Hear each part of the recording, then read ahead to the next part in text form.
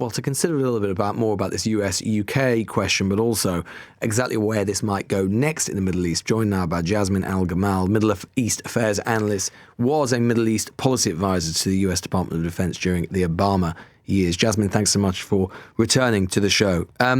Let's just start with this US-UK relationship question. How concerned ought we to be about the fact that President Donald Trump is clearly very unhappy, both with the UK and with Keir Starmer in particular? Thank you so much for having me, Lewis. Listen, I mean, this is an illegal war. This is a war that's causing immense damage in the region. Gulf countries are desperately trying to mitigate the damage and get Donald Trump to wind it down. I think we're going to be seeing the impact of this for, I don't think it's an exaggeration to say months or even years to come. And so it is absolutely the right decision not to enable or basically make things worse. And so there's two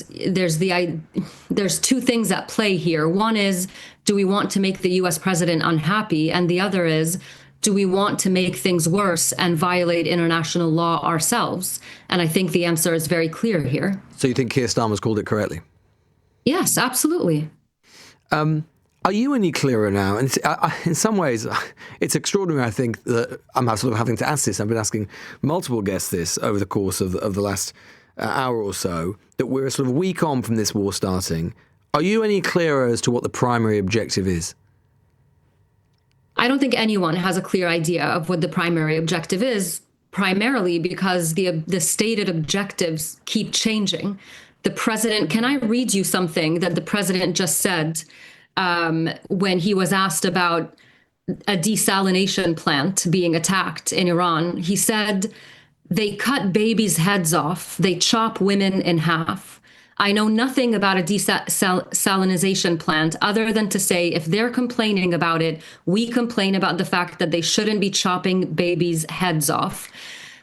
That is the most ludicrous, sensationalist statement coming out of a US president who's now trying to justify a war by describing something that doesn't even happen. That's the level that we're operating at here. The US president went to war prematurely and has spent every day since, Lewis, trying to retroactively justify why he made that decision and why the risks were worth it. And he has left the American people feeling confused. He's left Gulf allies feeling exposed. And as you mentioned earlier in your show, Tehran is burning. People are cut off from the internet. They don't know what's going on. And he is trying to justify that now. What do you think? I mean, it's obviously difficult to get inside the man's mind. Many people wouldn't want to, but let's just try for a second. What do you think, in his mind at least, he wants to achieve? Okay, it is very difficult to get into his mind, but let's think about what we know about him, right? And his past behavior. Donald Trump is someone who always wants to say that he has done things that no one else could ever do before. He wants to leave behind this massive legacy of really big, significant actions that he could say changed the course of history. That's what we're dealing with. And so you can imagine Israeli Prime Minister Benjamin Netanyahu, who actually has wanted regime change in Iran for 40 years. He said it himself. He said, "Thank you to the US president for helping me do something I've wanted to do for 40 years.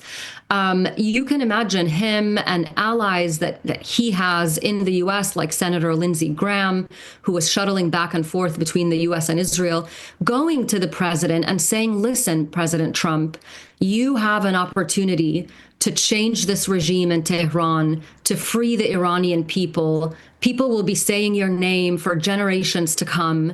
Only you can do this." And you can see him thinking, you know what? Let's go. But there's a possibility that could happen, isn't there?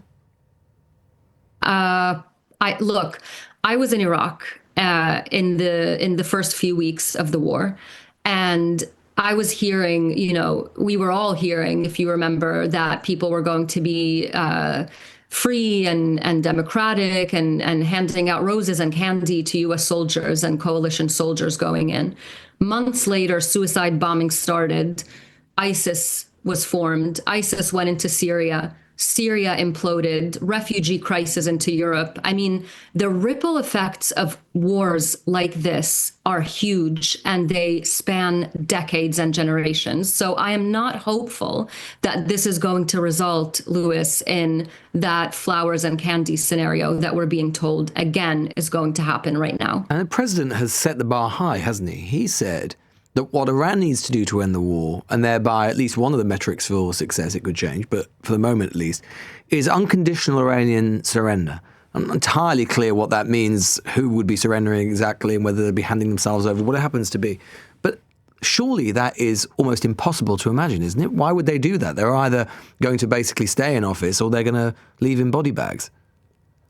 That's right. Look, he clarified that he would consider Iran not having the capability or the capacity to attack anymore an unconditional surrender. He has said that it doesn't need to be someone declaring unconditional surrender. But by doing that, Lewis, by saying those words, he's done two things. He's made hardliners even more hardline and pushed them even further into a corner. The IRGC has said now that they have the capability to continue this war for 6 more months.